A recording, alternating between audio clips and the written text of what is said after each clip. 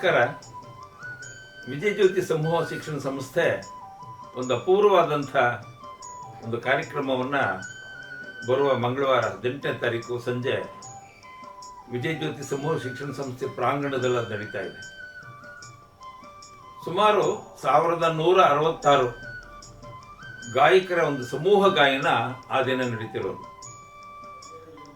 ಇದು ಬಹುಶಃ ಕನ್ನಡದಲ್ಲಿ, ಕರ್ನಾಟಕದಲ್ಲಿ ಮಾತ್ರವಲ್ಲ, ಇಡೀ ದೇಶದಲ್ಲೇ ಹೀಗೆ 1166 ಗಾಯಕರನ್ನು ಸೇರಿಸಿ ಒಂದು ಸಮೂಹಗಾನ ಮಾಡೋದು ಒಂದು ವಿಕ್ರಮವಾದಂಥ ಒಂದು ಸಂದರ್ಭ. ಸಂಗೀತ ಕ್ಷೇತ್ರದಲ್ಲೂ ಕೂಡ ಇದೊಂದು ವಿಶೇಷವಾದಂಥ ಒಂದು ದಿಗ್ವಿಜಯ ಅಂತ ಹೇಳಿದ್ರೆ ತಪ್ಪಾಗಲಾರದು. ಇಂಥ ವಿಜಯ ಜ್ಯೋತಿ ಗಾನ ವೈಭವ ನಡೆಸೋದಕ್ಕೆ ಪ್ರೇರಣೆಯನ್ನು ಕೊಟ್ಟಂಥವರು ವಿಜಯ ಜ್ಯೋತಿ ಸಮೂಹ ಶಿಕ್ಷಣ ಸಂಸ್ಥೆಯ ಸಂಸ್ಥಾಪಕರು, ಕೆಂಪೇಗೌಡ ಪ್ರಶಸ್ತಿ ಪುರಸ್ಕೃತರಾದಂಥ ಡಾಕ್ಟರ್ ಶ್ರೀ ರಾಮಚಂದ್ರ ಅವರು. ಅವರ ಸಂಗೀತ, ಸಾಹಿತ್ಯ, ಸಾಮಾಜಿಕ ಸೇವೆ, ಶಿಕ್ಷಣಕ್ಕೆ ಸಂಬಂಧಪಟ್ಟಾಗೆ ಇರುವಂಥ ಅವರ ಒಲವು ನಾವೆಲ್ಲ ಮೆಚ್ಚಬೇಕಾದದ್ದು.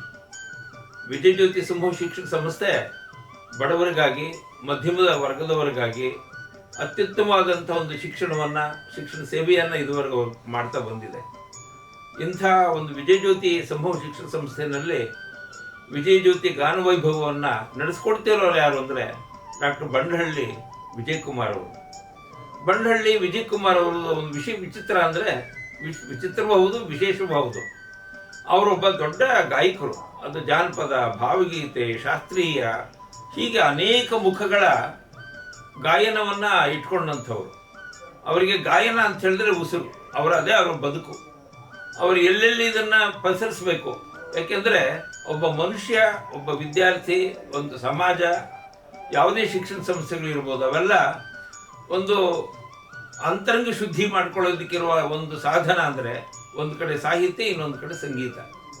ನಮ್ಮ ಮಕ್ಕಳಿಗೆ ಬರೀ ಕೇವಲ ಶಿಕ್ಷಣದ ಹೊತ್ತಿಗೆ ತೋರಿಸೋದು ಮಾತ್ರ ಅಲ್ಲ, ಅವರಲ್ಲಿ ಲಲಿತ ಕಲೆಗಳ ಮೇಲೂ ಕೂಡ ಆಸಕ್ತಿ ಬರೋ ಹಾಗೆ ಮಾಡಬೇಕಾದ ಅಗತ್ಯ.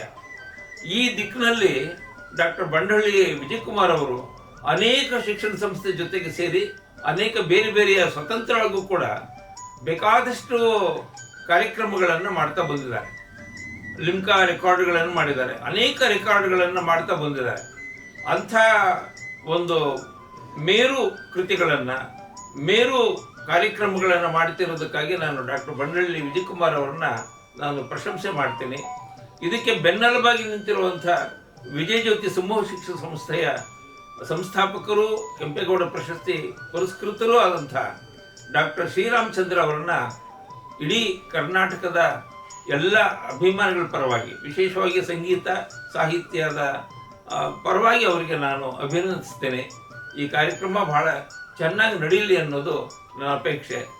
ಇದರ ಮೂಲಕ ಮಕ್ಕಳಲ್ಲಿ ಸಂಗೀತ, ಸಾಹಿತ್ಯ ಇವುಗಳ ಮೂಲಕ ತಮ್ಮ ಅಂತರಂಗ ಶುದ್ಧಿ ಮಾಡಿಕೊಳ್ಳೋದಕ್ಕೆ, ವಿಶೇಷವಾಗಿ ಸಾಮಾಜಿಕವಾದಂಥ ಒಬ್ಬ ಒಳ್ಳೆಯ ವ್ಯಕ್ತಿಗಳಾಗಿ ರೂಪ ಪಡೆಯೋದಕ್ಕೆ ಇದು ಪರೋಕ್ಷವಾಗೂ ಕೂಡ ಸಾಧ್ಯ ಆಗುತ್ತೆ ಅನ್ನೋದು ನಂಬಿಕೆ ನನ್ನದು.